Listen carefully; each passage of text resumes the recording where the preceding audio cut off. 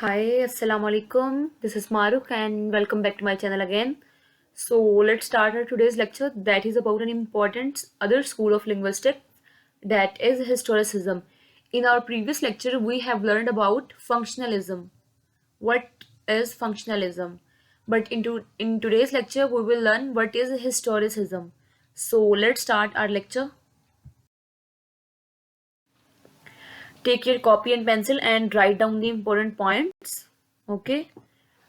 So let's start with the definition. Historicism is a perspective that argues the writing of all types and style needs to take into account the historical period. ठीक है. सबसे पहले focus on the word that historicism, history और ism. History की कोई भी philosophy या theory, मैंने आपको कल भी बताया था कि जिस भी वर्ड के साथ ISM आ जाता है एज अ सफिक्स तो वो कोई फिलोसफी या कोई थेरी बन जाती है. ठीक है. तो हिस्टेरिसिज्म क्या है? जिसमें हम हिस्ट्री को देखते हैं, किसी भी हमारे लिटरेरी वर्क की, लैंग्वेजेस की, कुछ भी. लिंग्विस्टिक्स क्या है? स्टडी ऑफ लैंग्वेज है ना, साइंटिफिक स्टडी ऑफ लैंग्वेज. तो हिस्टोरिसिज्म लिंग्विस्टिक्स में आता है. तो किसी भी लैंग्वेज की हिस्ट्री देखना, उसके टेक्स्ट की, किसी वर्क की, किसी प्ले की, वो क्या होता है? हिस्टोरिसिज्म में आता है. हिस्टोरिसिज्म इज अ पर्सपेक्टिव, एक ऐसा व्यू है that are use for all writing types, जिसमें हम सारे राइटिंग स्टाइल्स को, उनके टाइप्स को देखते हैं into account the historical period, कि कैसा टाइम पीरियड था, like middle edges, renaissance, Anglo Saxons, कौन सी एज थी, किस एज में कैसा वर्क लिखा जा रहा था, किस टाइप का टेक्स्ट यूज हो रहा था, क्या राइटिंग उनका राइटिंग स्टाइल क्या था, थीम्स क्या थे, love, romance, शिवलरी, bravery, war, thunder. ठीक है, किस तरह के थीम्स यूज किए जा रहे थे. ठीक है, ये सारा आ जाता है हिस्टोरिसिज्म में, कि कैसा हिस्टोरिकल पीरियड था, जियोग्राफिकल एरिया कैसा था वहाँ का, लाइक लंदन में कैसा लिटरेचर कैसा वर्क कर रहा था उस एज में, फ्रांस में कैसा था, द लोकल कल्चर, वहाँ का कल्चर कैसा था, सोसाइटी में जो लोग हैं वो उस टाइम कैसी उनकी लाइफ, कैसे वो अपनी स्पेंड करते थे. तो वो कहते हिस्टोरिसिज्म में हम एक टेक्स्ट को according to their history, their time period देखते हैं. ठीक है, related to the subject matter, और किस तरह के थीम्स थे, किस तरह का सब्जेक्ट मैटर था किसी वर्क का. The concept of historicism was introduced by German philosopher call Wilhelm Friedrich Schlegel. ठीक है, सिक्लेगल. ये एक कॉल विलम फ्रेडरिच हैं, एक जर्मन फिलोसोफर हैं. इन्होंने ये फिलोसफी सबसे पहले इंट्रोड्यूस करवाई थी. ठीक है, हिस्टोरिसिज्म. डेवलपमेंट देखते हैं. Here are the names of some writers, some philosophers who worked under historicism. The term historicism was coined by, जैसे हमने पढ़ा कि जर्मन फिलोसोफर थे कार्ल विलम फ्रेडरिच, इन्होंने इस टर्म को इंट्रोड्यूस करवाया था, हिस्टोरिसिज्म को. ओवर द टाइम पीरियड के साथ साथ जैसे जैसे टाइम गुजरा, day by day historicism and its practice have developed different diverging meanings. Different meanings दे दिए गए इस वर्क को. ठीक है ना, जब एक थ्योरी आती है, डिफरेंट फिलोसोफर्स, डिफरेंट राइटर्स उस पर वर्क करते हैं, देन उसमें डेवलपमेंट होती है. Elements of historicism appear in the writing of French essayist. ठीक है, Michael de Montaigne, it's Montaigne not Montagne. ठीक है, तो एक जो फ्रेंच एसेस्ट हैं, द फादर ऑफ एसेज. ठीक है, इन्हें फादर ऑफ एसेज भी कहते हैं. तो मॉन्टेन के वर्क में भी हमें हिस्टोरिसिज्म का पता चलता है. And the Italian philosopher GB Vico. ठीक है, वाइको भी पढ़ सकते हैं, विको भी पढ़ सकते हैं. तो इनके वर्क में भी हमें हिस्टोरिसिज्म का एलिमेंट नजर आता है. उसके बाद है dialectic, with the dialectic of George William Friedrich Hegel. ठीक है, ये बहुत बड़े फिलोसोफर हैं. कार्ल मार्क्स के साथ इन्होंने भी वर्क किया है. तो इनकी थ्योरी में भी, इनकी फिलॉसफी में भी हमें हिस्टोरिसिज्म का एलिमेंट नजर आता है. वो है जो हेगल हैं, वो हेगलिज्म की हमें थ्योरी देते हैं, यानी कि हमें किसी भी वर्क को रियलाइज करना चाहिए अकॉर्डिंग टू देयर हिस्ट्री, कि वो किस टाइप के एरा में लिखा गया था, किस टाइप का टेक्स्ट यूज किया गया था. ठीक है, तो ये सब कुछ फेमस फिलोसोफर्स हैं या राइटर्स हैं जिनके वर्क से हमें थोड़े थोड़े एलिमेंट्स मिलते हैं हिस्टोरिसिज्म के. ठीक है, and the last one is French Bossuet. इनसे भी हमें मिलता है हिस्टोरिसिज्म का एलिमेंट. हिस्टोरिकल अप्रोच क्या है? Historicism therefore tend to be hermeneutical. ठीक है, हर्मेनेटिकल इसका मतलब होता है डिस्क्रिप्टिव इंटरप्रिटेशन कैसे होती है उसकी, because it places great importance of questions cautious, इसमें हम ग्रेट कॉशियस यानी कि केयरफुल रहते हैं हम, रिगरस का मतलब भी केयरफुल होता है, एंड कॉन्टेक्चुअलाइज्ड कि किस तरह का टेक्स्ट जो था वो किस तरह के कॉन्टेक्स्ट, कॉन्टेक्स्ट का मतलब है किस तरह के हालात, सिचुएशन, सर्कमस्टेंसेस में लिखा गया था। हम केयरफुली इन सब को एनालिसिस करते हैं किसमें, हिस्टोरिकल लिंग्विस्टिक्स में, ठीक है। हिस्टोरिकल लिंग्विस्टिक्स को डाइक्रोनिक लिंग्विस्टिक्स भी कहते हैं, कंपैरेटिव लिंग्विस्टिक्स भी कहते हैं, हिस्टोरिकल लिंग्विस्टिक्स भी कहते हैं और हिस्टोरिसिज्म भी कहते हैं, ठीक है। 4 point I told you. So interpret करते हैं हम कि कैसे टेक्स्ट को कॉन्टेक्चुअलाइज्ड किया गया है according to situation. Historicism is relativistic because it rejects notion of universal. जो हिस्टोरिसिज्म है ये रिलेटिविस्टिक होता है, ठीक है, रिलेटिविस्टिक, जैसे कि हमें वर्ड से ही पता चल रहा है कि हम इसे रिलेट करके पढ़ते हैं कि पहले टाइम पीरियड कैसा था, पहले कौन सी वॉर हुई, like French revolution, cold war, कोई जितनी भी वॉर्स हुई हैं वो हमारे प्रेजेंट जो हमारा लिटरेचर है उसे कैसे इन्फ्लुएंस करती हैं। तो हम हिस्ट्री में रिलेट करते हैं चीज़ों को, ठीक है। अगर हम सिंपली भी हिस्ट्री पढ़ते हैं, लाइक अगर हम देखें, अब हम अपनी गवर्नमेंट को देख लें तो पहले कौन थे पीएम, हमारे नवाज शरीफ, तो हम उनके साथ रिलेट ही करते हैं ना कि वो कितना काम कर रहे थे। अब ये पीटीआई कुछ भी नहीं कर रही, तो हिस्ट्री हमेशा रिलेट करके पढ़ी जाती है। ये हिस्ट्री जो है वो रिजेक्ट कर देती है यूनिवर्सल और फंडामेंटल को, ठीक है, फंडामेंटल रूल्स को। हिस्ट्री में कुछ भी फिक्स नहीं होता, हिस्ट्री होती क्या है, जो चेंज होती रहती है, लाइक पास था, प्रेजेंट आ गया, रूल्स चेंज हो रहे हैं, रेगुलेशंस चेंज हो रही हैं, लोग बदल रहे हैं, ठीक है। तो ये सारा कुछ आ जाता है हिस्टोरिकल अप्रोच में। इसमें कुछ भी यूनिवर्सल फिक्स नहीं होता, इम्यूटेबल इंटरप्रिटेशन होती है, नहीं होती, ठीक है। लाइक इम्यूटेबल का मतलब है अनचेंजेबल, चीजें चेंज होती हैं। हिस्ट्री में कुछ और था, आगे इन्फ्लुएंस हुई कल्चर की, लोगों की, सोसाइटी की, तो हमारा हमारा कॉन्टेक्स्ट जो है वो चेंज हो जाता है, हमारा लिटरेचर चेंज हो रहा है। अब हम वैसे, जैसे जॉफ्री चौसर ने लिखा है मिडल एजेस में, ठीक है, उनकी कैंटरबरी टेल हमने पढ़ी थी फर्स्ट सेमेस्टर में, तो उनका टेक्स्ट भी चेंज था, उनकी लैंग्वेज भी चेंज थी, वो ओल्ड इंग्लिश थी, ठीक है। वो उनका टाइम पीरियड था जिसमें उन्होंने लिखा अकॉर्डिंग टू देयर थॉट्स। उसमें कितने सारे राइट वो कैरेक्टर्स आते हैं, नन आती है, पार्सन, कित वुमेन आती है एक, और फादर होता है, होस्ट होता है एक।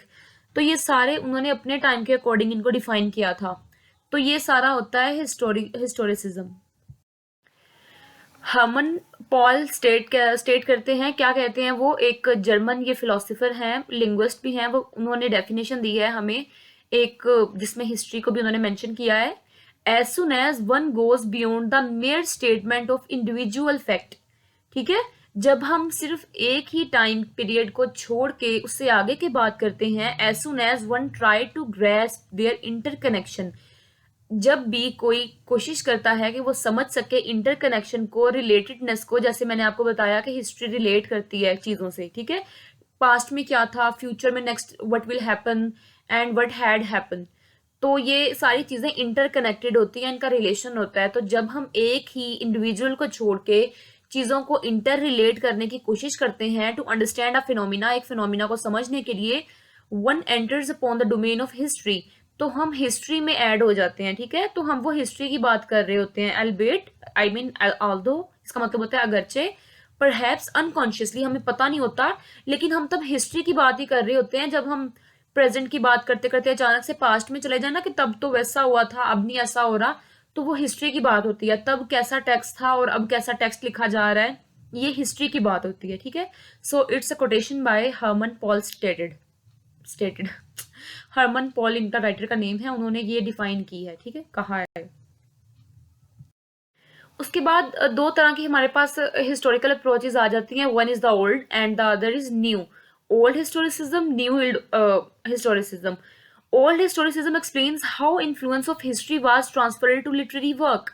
वो कहते हैं कि कैसे जो हमारी हिस्ट्री है वो हमारे लिटरेचर के वर्क को इन्फ्लुएंस करती है। शेक्सपियर ने कैसे टाइम पीरियड में लिखा था, मार्लो ने कैसे टाइम पीरियड में लिखा था, मार्लो एक प्यूरिटन थे ना, तो सॉरी जॉन मिल्टन एक प्यूरिटन्स थे, तब जो थी हेनरी एट ने एक मूवमेंट स्टार्ट की थी, प्रोटेस्टेंट को और कैथोलिसिज्म को सेपरेट कर दिया।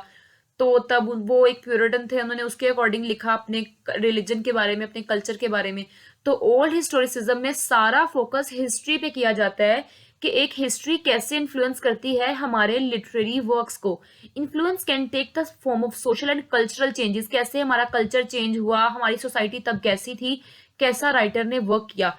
Old historicism explains the influence of history on art work, जैसे मैंने आपको बताया कि we see that how history influence our works, ठीक है, कि है कैसे जो हमारी हिस्ट्री थी, हमारा टाइम पीरियड था, कैसे हमारे वर्क को इन्फ्लुएंस करता है, हमारे नहीं राइटर्स के, ठीक है।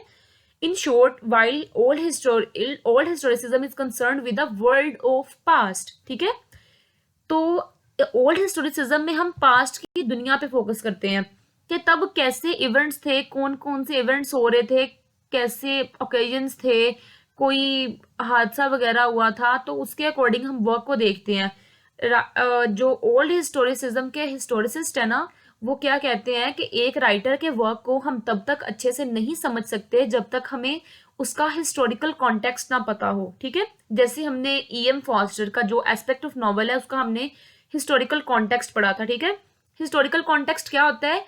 ऐसे फेमस जो वहां पे जो भी वहां पे हुए इवेंट्स हुए, लाइक हमने E.M. फॉस्टर में पढ़ा था कि वर्ल्ड वार 2 हुई, 3 हुई, वो सारे कैसे एक राइटर के वर्क को इन्फ्लुएंस करते हैं, ठीक है। ओल्ड हिस्टोरिसिज्म में सारा फोकस हिस्ट्री पे किया जाता है। History serves as a background to literature, जैसी हिस्ट्री होगी, जैसा बैकग्राउंड होगा, वैसा ही हमारा लिटरेरी वर्क होगा, ठीक है। ओल्ड हिस्टोरिसिज्म में कहा जाता है कि जो टेक्स्ट है mirrors the history of its time, एक किसी भी वर्क का जो टेक्स्ट होता है रिटर्न फॉर्म में, वो उसकी उस टाइम पीरियड को शो करता है कंप्लीटली, ठीक है। एक राइटर कहते हैं इसके बारे में, ओल्ड हिस्टोरिसिज्म के बारे में, by applying the historical context to the text the critic believes that he can formulate more accurate interpretation of text, ठीक है। वो कहते हैं कि अगर किसी राइटर को या किसी क्रिटिक को जो भी वर्क वो पढ़ रहा होता है उसकी हिस्ट्री के बारे में पता होगा ना, तो वो मोर एक्यूरेटली उसे इंटरप्रेट कर सकता है, वो अच्छे से डिफाइन कर सकता है हर पॉइंट को कि उस एज में कौन सा ऐसा हादसा हुआ था कि राइटर ने उस हादसे से इन्फ्लुएंस होके ये बात लिखी होगी, ठीक है। तो ये अप्रोच होती है ओल्ड हिस्टोरिसिज्म की। Let's see new historicism.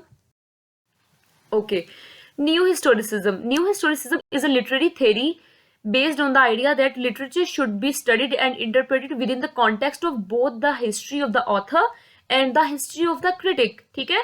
Old historicism में सारा फोकस होता है राइटर की हिस्ट्री पे कि राइटर किस एज में था, उसने कैसा लिखा। लेकिन इनमें डिफरेंस क्या है न्यू में और ओल्ड में? न्यू में हम दोनों को देखते हैं कि एक जो राइटर था उसने अपने एज के अकॉर्डिंग कैसे लिखा, और जो अब मैंने किसी वर्क को पढ़ा है उसे मैं कैसे रिलेट करती हूँ अपने कल्चर के साथ, ठीक है। ओल्ड हिस्टोरिसिज्म में ज्यादातर जो फोकस होता है वो होता है टेक्स्ट पे, ठीक है, TEXT, ठीक है। यानी कि टेक्स्ट की फॉर्म कैसी है, क्या वो यूनिवर्सल है, वो हमारे कल्चर से भी रिलेट करता है और उस राइटर के कल्चर से भी। तो ओल्ड हिस्टोरिसिज्म में इस बात पे फोकस किया जाता है कि राइटर ने क्या सोच के टेक्स्ट को लिखा और अब हम क्या सोच रहे हैं इस टेक्स्ट के बारे में, हमारी फीलिंग्स क्या है, हमारी सब्जेक्टिविटी क्या है। Old historicism deals with the word of the past, जैसे मैंने आपको बताया कि न्यू उसमें ओल्ड हिस्टोरिसिज्म में क्या है, हम किसके ऊपर फोकस करते हैं? वर्ल्ड, दुनिया वाला, ठीक है, वर्ल्ड दुनिया के पास्ट में क्या कल्चर था उनका उसके अकॉर्डिंग बस। लेकिन न्यू हिस्टोरिसिज्म में क्या है? वर्ड ऑफ द पास्ट, कि हम टेक्स्ट को देखते हैं कि जो पास्ट में टेक्स्ट लिखा गया था क्या वो हमारे आज के कल्चर से भी रिलेट करता है या नहीं करता। Stephen Greenblatt is created with launching new historicism, ठीक है। ये स्टीफन ने सबसे पहले ये न्यू हिस्टोरिसिज्म अप्रोच को जो था लॉन्च किया था। He first use the term new historicism in his work the power of forms in the English Renaissance, ठीक है, इनकी ये बुक थी, इसमें उन्होंने इस वर्क को इस टर्म को कॉइन आउट किया था न्यू हिस्टोरिसिज्म को, ठीक है। And the word is power not power, ठीक है, द पावर, प्रोनाउंसिएशन भी अपनी ठीक रखा करें। The power of forms in English Renaissance, ठीक है। इसमें न्यू हिस्टोरिसिज्म में क्या होता है, एक टेक्स्ट को अकॉर्डिंग टू कल्चर देखा जाता है कि अगर एक राइटर ने एक वर्क को अपने कल्चर के अकॉर्डिंग लिखा, तो क्या वो टेक्स्ट हमारे कल्चर से भी रिलेट करता है या नहीं करता? हिस्ट्री पे तो हम फोकस करते हैं, लेकिन उसके साथ जिस टाइम पीरियड में एक रीडर एक वर्क को पढ़ता है उस टाइम पीरियड पे भी फोकस किया जाता है, ठीक है। It emphasizes the interaction between historic context of the work and the modern readers understanding, ठीक है, कि उस वक्त का हिस्टोरिकल कॉन्टेक्स्ट क्या था, कैसी सिचुएशन थी, और अब जो हमारा रीडर है वो कैसे समझता है किसी चीज को, ठीक है। तो ये सारी अप्रोच होती है हमारी हिस्टोरिसिज्म की। आई होप कि आपको क्लियर हो गया होगा। फिर भी कोई क्वेश्चन है तो आपने पूछना है, ठीक है। और ये हिस्ट्री, हम लैंग्वेज की हिस्ट्री भी देखते हैं, ठीक है। जैसे हमें पता है कि जर्मेनिक लैंग्वेज भी किसी चीज से काफी सारी लैंग्वेजेस से मिलके बनी है। देन जर्मेनिक लैंग्वेज से और भी बहुत सारी लैंग्वेज बनी, जर्मन, डच, और इंग्लिश भी हमारी जर्मेनिक से रिलेट करती है, ठीक है। इंग्लिश की हिस्ट्री भी चेंज होती रहती है। अगर हम लैंग्वेज को स्टडी करें तो हम हिस्ट्री को भी देखते हैं कि पहले लैंग्वेज कैसी थी, मिडिल इंग्लिश से अब कैसे लैंग्वेज, अब हमारी इंग्लिश कैसी है, ठीक है। तो हिस्टोरिसिज्म में सारा ऑल आउट वर्क आ जाता है जिसमें हम हिस्ट्री को पढ़ते हैं, ठीक है। So you have to like, comment, share, subscribe my channel, ठीक है। आपने ये सब कुछ करना है। And thanks for watching my video. Okay, अल्लाह हाफिज।